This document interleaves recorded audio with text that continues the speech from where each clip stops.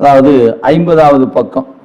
மேதக்கோர் செய்யும் சரியை திகழ் கிரியா யோகத்தால் எய்தும் சீர் முத்தி பதம் எய்துவித்து மெய் அன்பால் காணத் தகுவார்கள் கண்டால் தமை பின்பு நாணத்தகும் ஞான நெறியை வீணே எனக்கு தர வேண்டி எல்லா பொருட்கும் மனக்கும் மலர் அயன் மால் வானோர் நினைப்பெனுக்கும் தூரம் போலவே அணிய சுந்தரத்தாள் என் தலைமேல் ஆறும்படி தந்து அருள் செய் பேராளன் தந்த பொருள் ஏது என்னில் தான் வேறு நான் வேறாய் வந்து புனரா வழக்காக்கி முந்தி எந்தன் உள்ளம் என்றும் நீங்காதொழித்திருந்து தோன்றி நிற்கும் கள்ளம் என்று காட்டும் கடல் போற்றி. இதுலயும் ஏன்னா எப்பவுமே அந்த ஒரு போற்றி என்பது ஒன்றை விட இன்னொன்று கொஞ்சம் இன்னும் மேலாக சொல்ல பெறுவது. அதை சொல்றாரு, மேதக்கோர் செய்யும் சரியை, மேதக்கோர் செய்யும் கிரியை, மேதக்கோர் செய்யும் யோகம், அதெல்லாத்தையும் தனித்தனி நீங்க சேர்த்திக் கொள்ளலாம். அந்த மேதக்கோர் செய்யும் சரியை திகழ் கிரியா யோகத்தால், மேதக்கோர் தகுதியுடையவர், எனவே தகுதியுடையவர்கள் செய்கின்ற சரியை கிரியை யோக நெறிகளால், எனவே சரியை கிரியை யோகம் அப்படின்னு சொல்லக்கூடிய இந்த நெறியில நிற்பவர்களுக்கு ஒரு பயன் இருக்குது. அவங்களுக்கு முத்தி உண்டு, சரியையாளருக்கு முத்தி உண்டு, கிரியையாளருக்கு முத்தி உண்டு, யோக நெறியில் நிற்பவருக்கு முத்தி உண்டு, ஞானத்தில் நிற்பவருக்கு முத்தி உண்டு. இந்த சரியை கிரியை யோகத்தில் நிற்பவர்களுக்கு கிடைக்கப்பெறுகிற முத்திக்கு பதமுத்தி என்று பெயர்.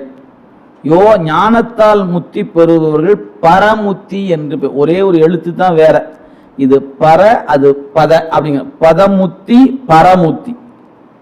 பர அப்படின்னா மேலான, பதம் பதமுத்தி அப்படிங்கிறது அது அதை விட ஒரு படி கீழே.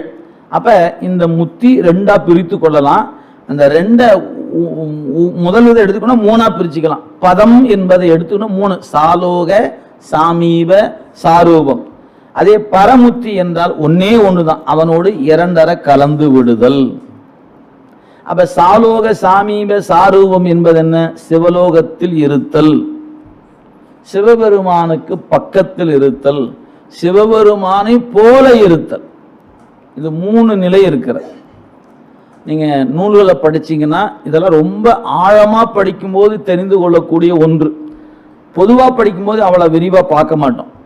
இப்ப ஒரு குறட்பா எடுத்துக்கொண்டாலும் சரி, தேவாரம் எடுத்துக்கொண்டாலும் சரி, வையத்துள் வாழ்வாங்கு வாழ்பவன் வானுரையும் தெய்வத்துள் வைக்கப்படும். இது வைக்கப்படும், அந்த இடம் தான் இடம்.